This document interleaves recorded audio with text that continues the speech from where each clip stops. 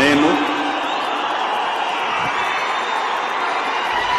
కొణిదెల పవన్ కళ్యాణ్ అనే నేను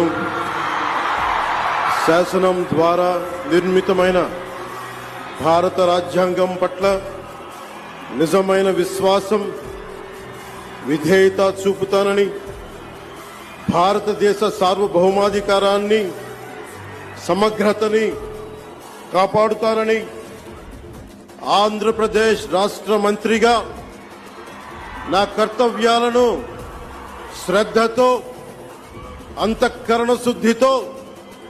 నిర్వహిస్తానని, భయం గాని, పక్షపాతం గాని, రాగద్వేషాలు గాని లేకుండా రాజ్యాంగాన్ని, శాసనాలని అనుసరించి ప్రజలందరికీ న్యాయం చేకూరుస్తానని దైవ సాక్షిగా ప్రమాణం